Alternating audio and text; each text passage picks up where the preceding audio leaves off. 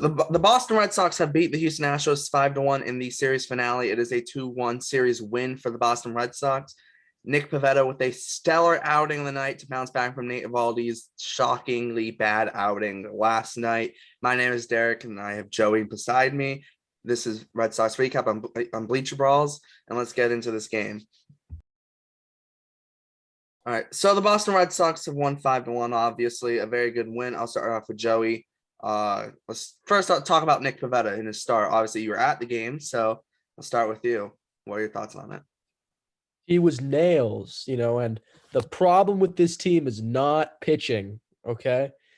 Pavetta's a gamer. He went the full game. And it's, a very odd decision by Cora, I thought, to leave him in for full 9 innings. Cora's the type of guy that, will take someone out after 5. He really doesn't trust his starting pitchers. But I don't know if this was a hint of desperation of the team or really not trusting the bullpen, or Pivetta threatened to break Cora's nose in the dugout. But, I mean, it was just a masterful performance by Pivetta, probably the best game he's pitched in his life, and the first complete game that has been pitched by a Red Sox since 2019. So overall, a very impressive performance by Pivetta, and a good lesson that he's a gamer. He can bounce back by, even after giving up a leadoff home run almost in the first inning, he can bounce back and pitch a whole other 8 innings, shutout, 2 hits. It's just a fantastic performance. Yeah, and I do think the big part about this performance for Pivetta was the no walks in 9 innings. I feel like that's huge because you go back and look at his career early in his career.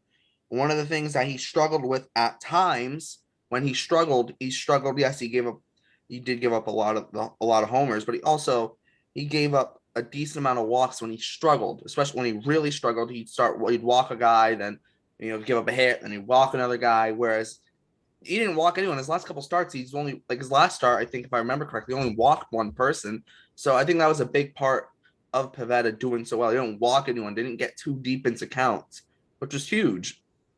And the Astros had nothing going offensively against him, realistically. They had the Altuve homer and to lead off the game. And then after that, it was only a Michael Brantley double. There was nothing else that happened for the Astros. No one else even reached base. So that's a big outing for Nick Pivetta. And, hopefully he can keep this going, because if Eovaldi is going to struggle a little bit, we're going to need the rest of the rotation to pick it up. Yeah, I don't buy these people that are going down with Eovaldi, saying that Eovaldi is somehow a bad starting pitcher or not an ace. Okay. Eovaldi came through as a guy that was not guaranteed to be in the rotation at one point a few years ago, and has came in and been a basically solid, consistent ace who could eat up a lot of innings. And just because he has one bad game does not mean you're going to discount Eovaldi's status as of being able to be a number 1 or number 2 starter. Sale's making a lot more money than him, right? And Sale has a lot longer of a pedigree than he does, right? But who's getting it done right now? Who's been getting it done for the last 3 years? That's Nathan Eovaldi. Exactly. And so it was one bad game. I think all of us weren't happy with last night's game, with Eovaldi giving up the 9 runs in the second inning and the 5 homers. I don't think anyone was excited about that. You go watch the previous series of this game recap. I wasn't happy about it, but also too, it's one start and it's not going to define his season. He can always bounce back. It's one of those games where it's one start, move on from it, especially as a pitcher, move on from it, get to your next start. And Eovaldi will have his next start against the Mariners. The reason I do think they left Pivetta in, though, was they have an off day after the Seattle series coming up. It's a 4-game series. So since Pivetta pitched last game of the series, he'll be the only starter to not pitch in that series. And then they have an off day. So he'll get 5 days of rest. So I think that helped Cora with the decision of leaving him in, especially he was pitching so well. Yeah, I don't know if I'd be letting a pitcher go 110 innings in May, but, it happened to work out. I'm very happy I didn't see Matt Barnes coming in. So, I'm just going to be happy. Yeah, exactly. Moving on to the Red Sox offense and the batting sides of things. I'd say things continue somewhat well. Only 3 walks, which is still not great. This offense has a struggle to walk, it seems. But, I mean, they got the bats going. They scored 5 runs, only 5 hits, but they scored 5 runs. Kike, Devers, Martinez, Bogarts, and Christian Vasquez had the RBIs tonight. and Bogarts obviously had a homer in the first off of Luis Garcia. And I think it was a good job for the Red Sox offense. They scored 5 runs off Luis Garcia. Only 3 were earned. But the guy had a sub-3 ERA coming into tonight, and he pitched only 4 innings, and you got 5 off him, 3 earned. I think that's a very good performance from the offense. Obviously, they didn't add on anything to it, but you'll take 5 runs. And normally with this Red Sox team, how it's been this year, if you score 5 runs or more, they're normally going to win. Yeah, and I think it's good psychologically for the team to be able to go in and beat the Astros after we lost to them in the pennant last year. And JD couldn't have had a more strong 0 for 3 day or 0 for 4 day. He had a home run stolen from him. He got a sac fly RBI, and he had that play in the 8th inning, which was he could have been safe. He was very close to being safe.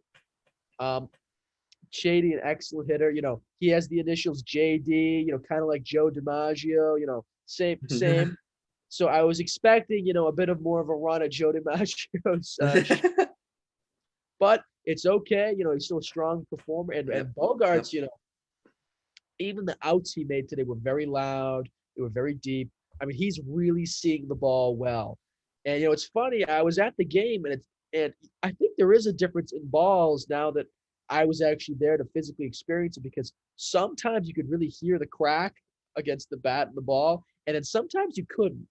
And there was almost a difference in sound. So, it's very interesting, actually. Like when Bogarts hit his home run, it didn't exactly have that crack like some other hits did in that game. It's very interesting.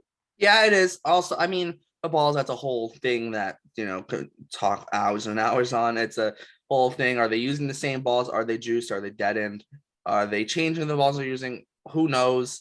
But I do know last year they had a shortage because they make the balls for the 1 year, the previous year, and in 2020 with the pandemic, they weren't able to make enough balls, so they had to mix and match. And so I don't know if they're still behind and having to mix and match right now, or they're just caught up. I don't know, but it's an interesting storyline to maybe keep an eye on. But let's look at the Astros side of things so far. We haven't done that yet.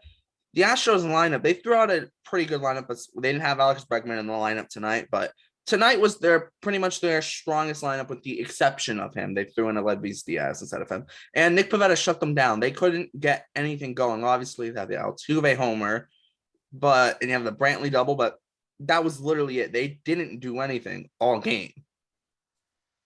Yeah, and Pivetta, wasn't just striking people out, but he was getting a lot of soft contact.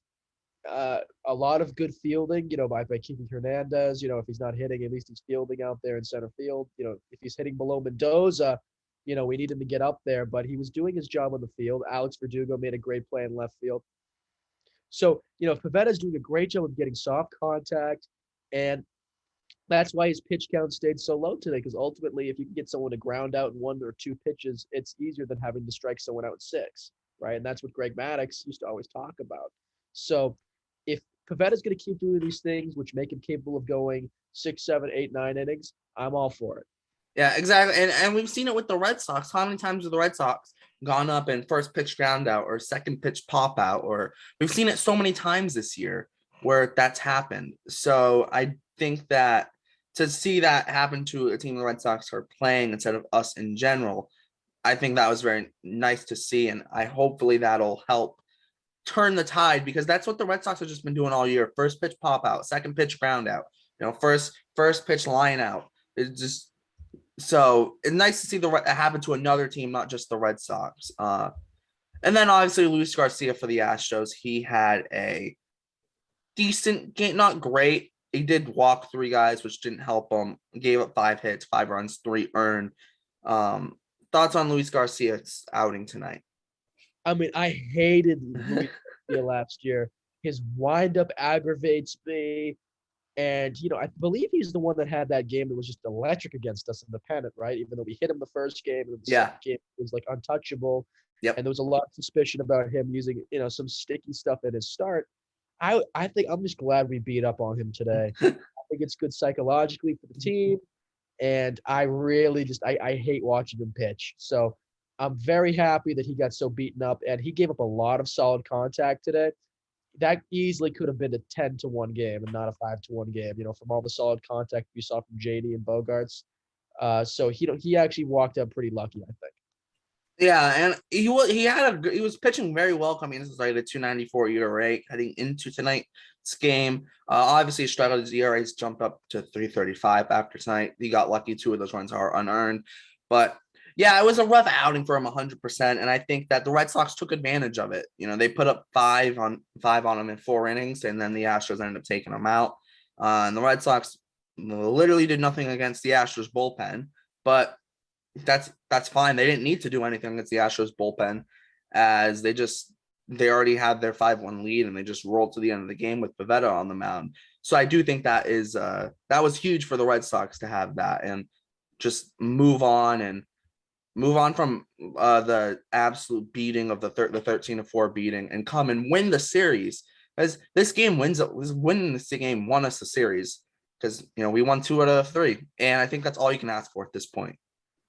Yeah, and I agree. The one thing we need the most at this point is the bats in the second half of the lineup to wake up, because we can't rely on our best 3 hitters all hitting above 330. I mean, it's crazy. JD's hitting above 330. So is Devers. So is Bogarts. So we need Story, the $200 million man, to wake up.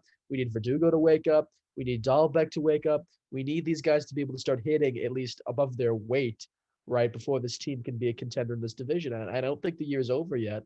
We just need to wake up.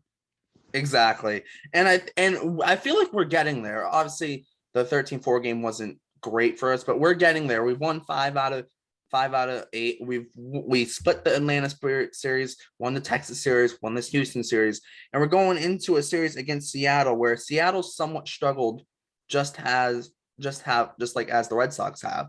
So I think that it'll be a good chance. It's a 4-game series. Red Sox, I think they can definitely win 2. If they win 3, that's amazing. That's perfect. That's exactly what you want from them.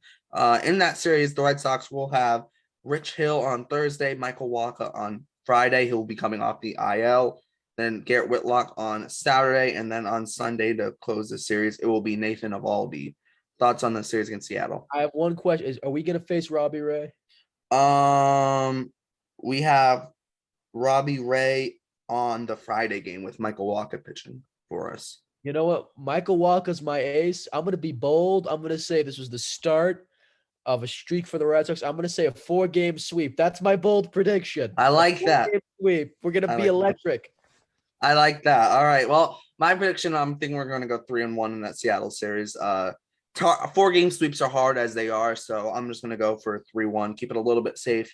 But I do think the Red Sox can win this series. And Seattle struggled a little bit.